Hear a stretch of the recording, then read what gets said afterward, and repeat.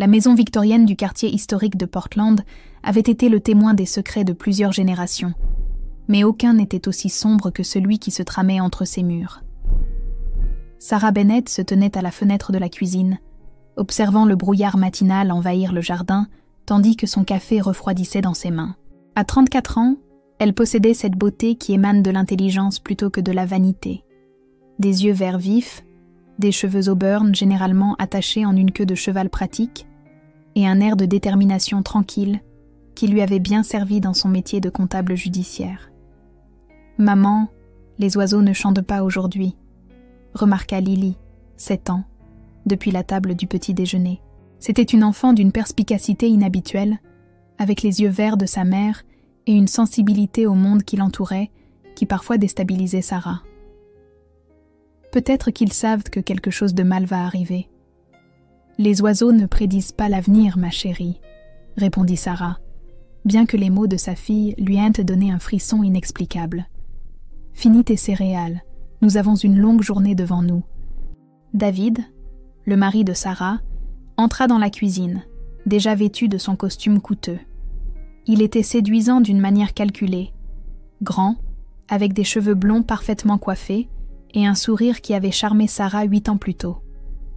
Ce sourire semblait moins sincère ces derniers temps, surtout depuis que le père de Sarah était décédé 3 mois auparavant, lui laissant un héritage substantiel de son entreprise technologique prospère. « Je serai au bureau tout le week-end », annonça David en ajustant sa cravate sans regarder Sarah.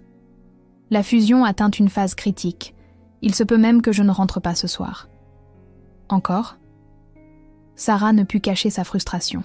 « C'est le 3e week-end d'affilée. »« Certains d'entre nous doivent travailler pour gagner leur vie, » répliqua David avec une pointe d'agressivité dans la voix. « Tout le monde ne peut pas hériter d'une fortune. » La remarque la blessa, mais avant que Sarah ne puisse répondre, Lily intervint de sa petite voix sérieuse. « Papa, pourquoi tu parlais avec mamie Victoria de faire disparaître maman ?» Le silence s'installa dans la pièce. L'expression de David passa par plusieurs émotions. La surprise, la colère, puis un amusement forcé.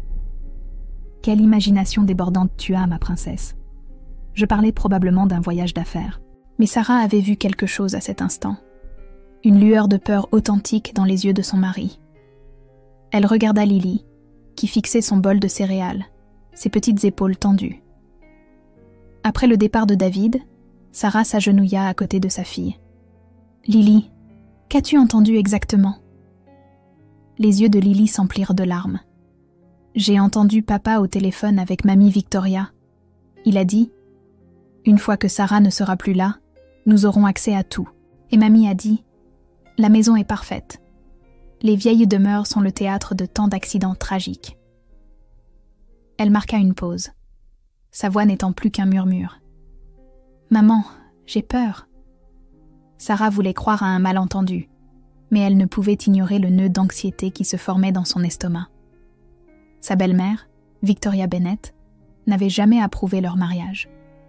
Pour Victoria, Sarah était la femme qui avait piégé son fils parfait. La désapprobation de la vieille femme n'avait fait que s'intensifier après la mort du père de Sarah, y voyant peut-être une opportunité là où d'autres voyaient un deuil. « Lily, quand as-tu entendu ça ?»« La nuit dernière. Je me suis levée pour boire de l'eau et j'ai entendu papa dans son bureau. » Lily sortit un morceau de papier plié de sa poche. « Et j'ai trouvé ça dans la poubelle. » Sarah déplia le papier avec des mains tremblantes. C'était l'impression d'un article sur l'empoisonnement au monoxyde de carbone, silencieux, mortel et souvent classé comme accidentel. Dans la marge, quelqu'un avait écrit des notes. Chaudière à gaz, détecteur défectueux et le plus glaçant, cause naturelle, pas d'enquête. Où as-tu trouvé ça exactement, Lily ? Dans la poubelle du bureau de papa. Je cherchais mon dessin qu'il avait jeté. La voix de Lily était faible. « Maman, papy Michael est venu me voir cette nuit. » Sarah se figea. « Que veux-tu dire ?»« Dans mon rêve, papy a dit que je devais veiller sur toi. Il a dit que papa et mamie Victoria préparaient quelque chose de mal. Il m'a montré où chercher. Il m'a dit de regarder l'ordinateur de papa quand l'écran de veille est activé. » L'esprit rationnel de Sarah luttait contre ce qu'elle entendait. Son père était mort depuis 3 mois. Cela devait être le chagrin et l'imagination d'une enfant. Mais l'article dans ses mains était bien réel. La conversation que Lily prétendait avoir surprise était trop spécifique, trop adulte pour qu'une enfant de 7 ans puisse l'inventer. « Très bien, ma chérie. Pourquoi n'irais-tu pas jouer un peu dans ta chambre ? J'ai quelques appels à passer. » Seule dans la cuisine, Sarah examina l'article de plus près. La date en haut indiquait qu'il avait été imprimé il y a tout juste 2 jours depuis l'ordinateur professionnel de David. Elle pensa à leur vieille maison, à la chaudière à gaz que David avait insisté pour garder malgré ses inquiétudes, au détecteur de monoxyde de carbone qu'il avait récemment dit vouloir mettre à jour. Son téléphone sonna, la faisant sursauter. C'était Victoria. « Sarah, ma chère. » La voix de sa belle-mère dégoulinait d'une fausse douceur. « Je passerai vous voir ce week-end. J'ai des affaires importantes à discuter avec David concernant les finances familiales. J'espère que cela ne te dérangera pas. En fait, Victoria, ce week-end n'est pas... Je ne te demandais pas ton avis, ma chère. J'arriverai demain après-midi. » La ligne fut coupée. Sarah resta debout, le téléphone à la main, l'esprit en ébullition. Elle se dirigea vers le bureau de David, une pièce où elle entrait rarement, respectant son intimité. La porte n'était pas verrouillée aujourd'hui. À l'intérieur, tout semblait normal à première vue. Son bureau était rangé, les dossiers organisés, l'ordinateur en veille, affichant l'économiseur d'écran, un diaporama de photos de famille qui semblait maintenant d'une ironie cruelle. Elle se souvint des mots de Lily sur le fait de vérifier lorsque l'écran de veille était activé. Sarah bougea la souris et l'écran s'anima sans demander de mot de passe. David avait dû oublier de se déconnecter correctement. Ce qu'elle découvrit lui glaça le sang. Un fil de discussion par email avec Victoria, datant des 6 dernières semaines. Elle fit défiler les messages, les mains tremblantes en les lisant. « Mère, l'héritage est considérable. Près de 8 millions de dollars d'actifs. Mais Sarah insiste pour en garder la majeure partie en fiducie. J'ai besoin d'un accès maintenant. L'opportunité d'investissement n'attendra pas. » La réponse de Victoria : « Laisse-moi faire. Nous devrons être délicats. Après une tragédie opportune, tu hériteras de tout en tant que veuf. Un jeune homme, dévasté par la perte, personne ne se posera de questions. » La réponse de David : « Et Lily ? » Une pause de plusieurs emails, puis Victoria. Dommage collatéral. Il serait suspect qu'elle survive. Les enfants meurent aussi dans des incendies de maison et des empoisonnements au CO. En fait, c'est plus crédible. La tentative désespérée d'un père pour les sauver toutes les deux. Mais arrivant trop tard, Sarah crut qu'elle allait vomir. Elle continua à lire, découvrant plus de détails. Il planifiait cela depuis des semaines. David avait déjà souscrit une importante police d'assurance vie sur elle, 3 millions de dollars. Il avait aussi découvert qu'avec la disparition de Sarah et de Lily, il obtiendrait le contrôle total de la succession de son père, ce que la structure de la fiducie empêchait actuellement. Le dernier email datait de la veille. « Tout est prêt pour ce week-end. J'ai modifié la chaudière. Le détecteur de CO dans la chambre principale a été désactivé. Elles dorment. Nous attendons, et au matin, ce sera terminé. Tu devras établir ton alibi. Reste au bureau, fais en sorte que des gens te voient. » Le téléphone de Sarah vibra. Un SMS de David. « Je reste au bureau ce soir. Ne m'attends pas. » Elle fixa le message, puis les emails. Cela se produisait. Ce soir. « Maman ?» Lily se tenait dans l'embrasure de la porte. « Papy est encore là. Il dit que nous devons partir. Tout de suite, avant qu'il ne fasse nuit. » Sarah regarda sa fille, y voyant non pas un fantasme d'enfant, mais un véritable avertissement. Que ce soit de l'intuition, une coïncidence ou quelque chose d'inexplicable, Lily avait raison. Elle devait partir. « Fais un sac, Lily. Seulement les choses importantes. Ta peluche préférée, quelques vêtements. Nous partons à l'aventure. » « Où allons-nous ? » Quelque part en sécurité. Sarah attrapa son ordinateur portable, copiant les emails sur une clé USB. Elle prit des photos de l'article imprimé avec son téléphone. Puis elle se rendit au coffre-fort de leur chambre et en retira de l'argent liquide, des passeports et les quelques bijoux de valeur que son père lui avait offerts. En faisant ses bagages, elle remarqua quelque chose qui lui avait échappé. Le détecteur de monoxyde de carbone au plafond de la chambre avait un morceau de ruban adhésif noir sur son voyant lumineux. Récemment placé, l'adhésif était encore frais. En moins de 20 minutes, elles étaient dans la voiture de Sarah. En sortant de l'allée, Sarah aperçut une camionnette de service garée plus bas dans la rue, sans marque, aux vitres teintées. Elle ne l'avait pas remarqué auparavant. Un homme était assis au volant, observant leur maison. « Maman, c'est l'homme qui est venu vérifier la chaudière la semaine dernière, » dit Lily, la voix effrayée. « Mais papa a dit de ne pas te le dire parce que c'était censé être une réparation surprise. » Les mains de Sarah se crispèrent sur le volant. Elle conduisit prudemment, vérifiant ses rétroviseurs. La camionnette ne les suivit pas. Il supposait probablement qu'elle faisait juste des courses et qu'elle reviendrait bientôt.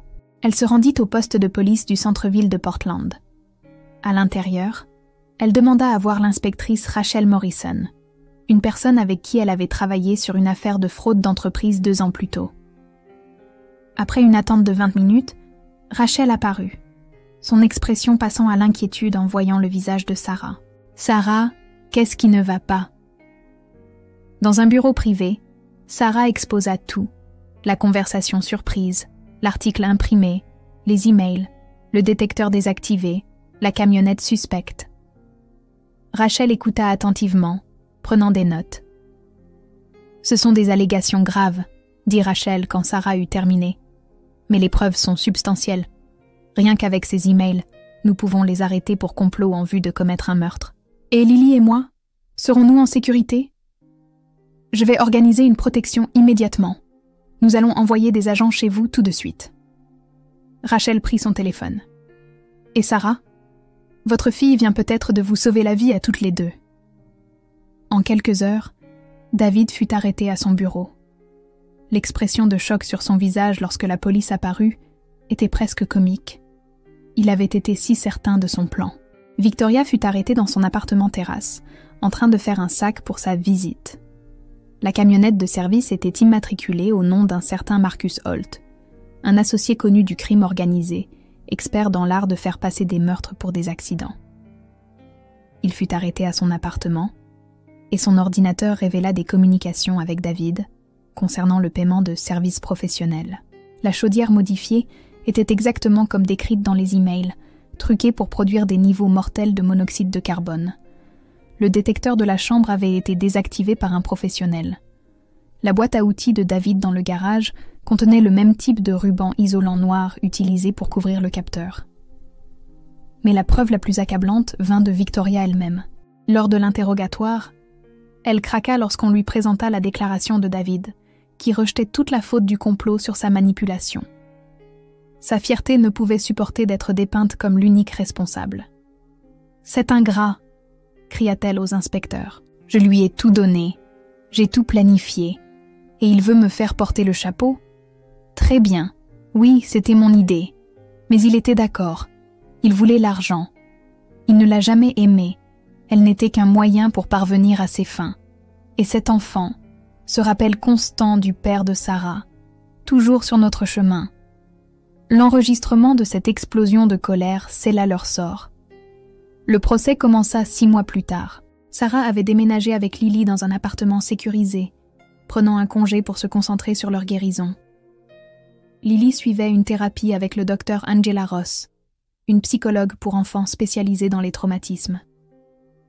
Malgré tout, Lily faisait preuve d'une résilience remarquable, bien qu'elle parlât encore occasionnellement des visites de Papy Michael.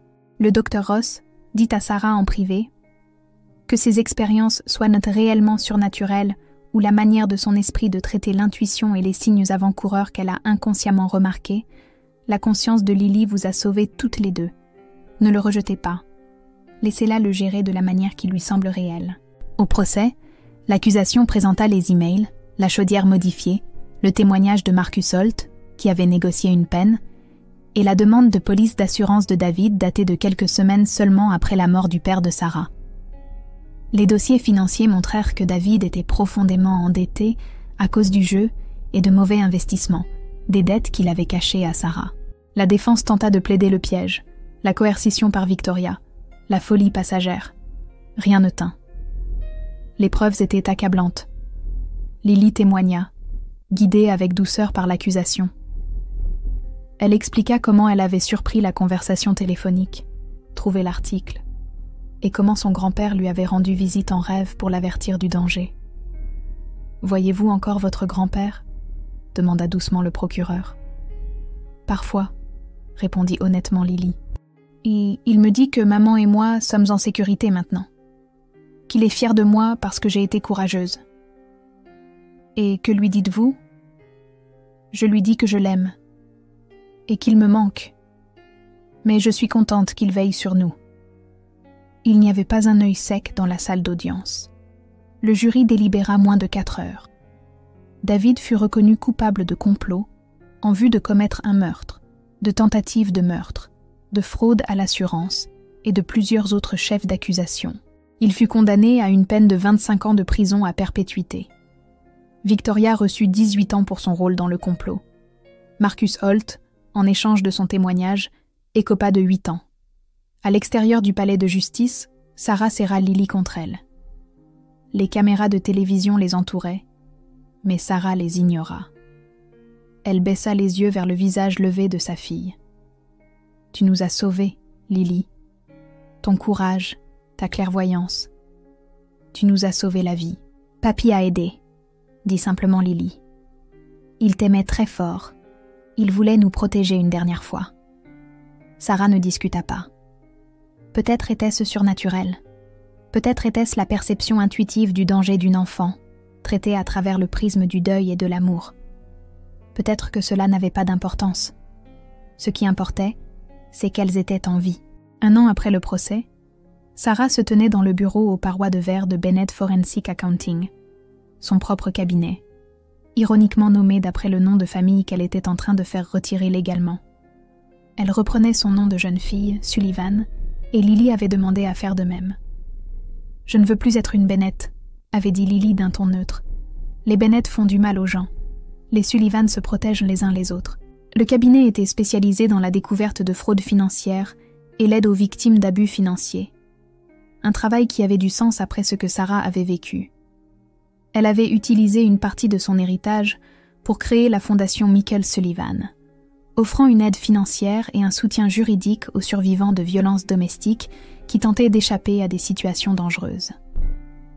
Lily, maintenant âgée de 8 ans, s'épanouissait.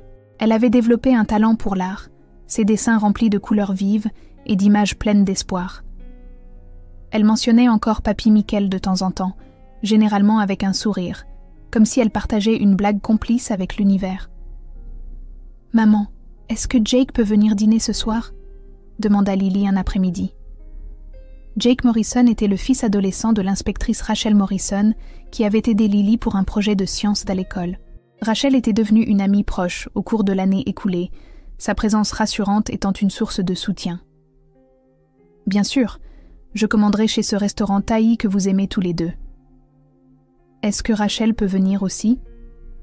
Sarah sourit.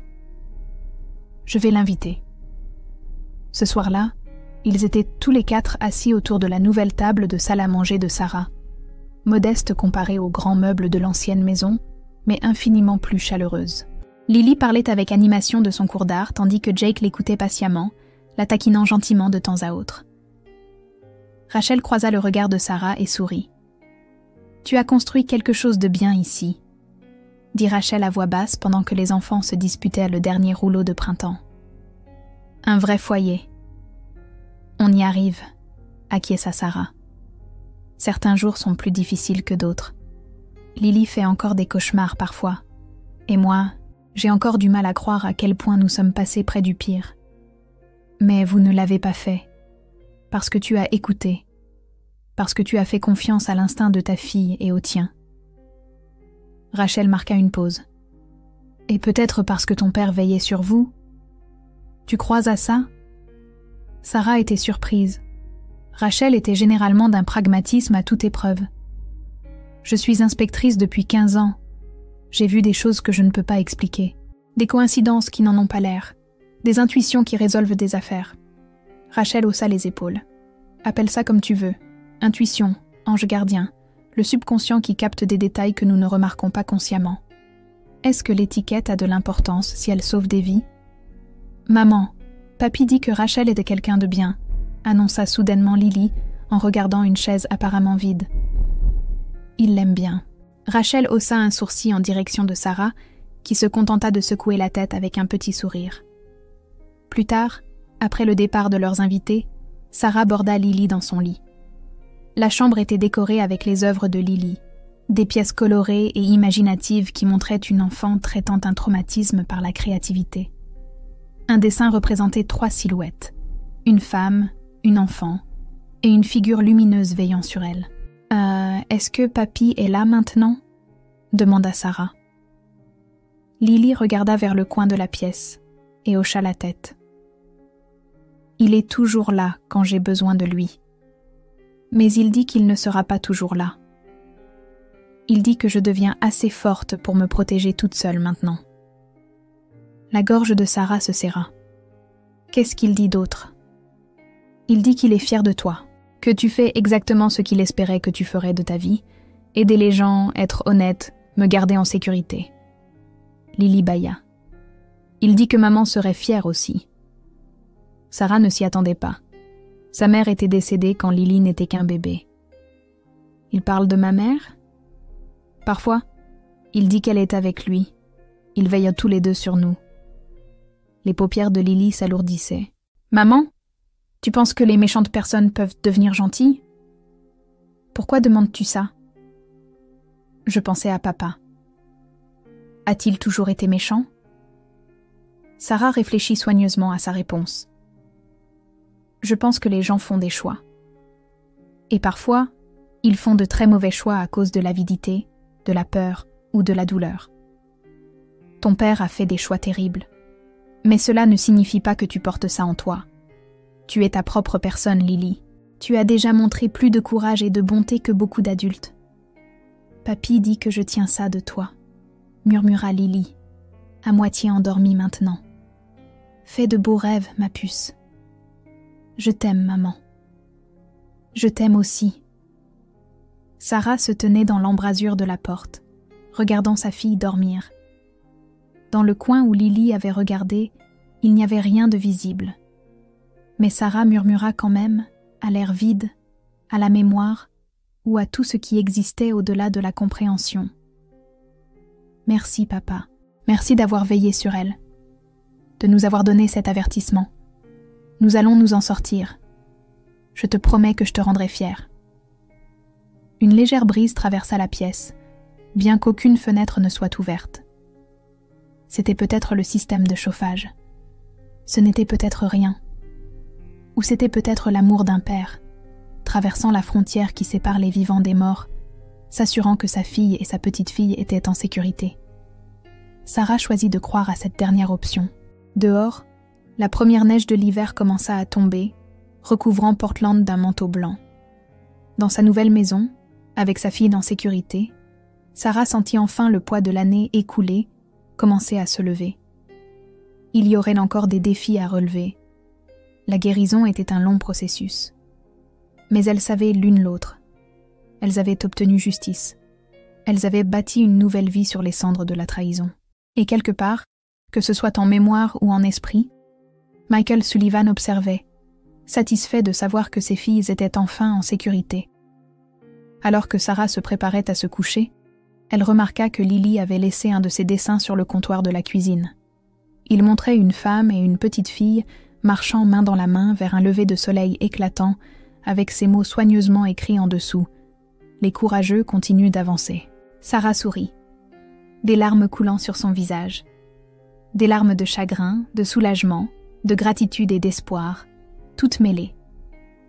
Elle plaça le dessin sur le réfrigérateur, utilisant l'aimant que son père lui avait donné des années auparavant, gravé de son dicton favori. La vérité trouve toujours la lumière. Elle l'avait trouvée. Et maintenant, enfin, elle pouvait vivre dans cette lumière.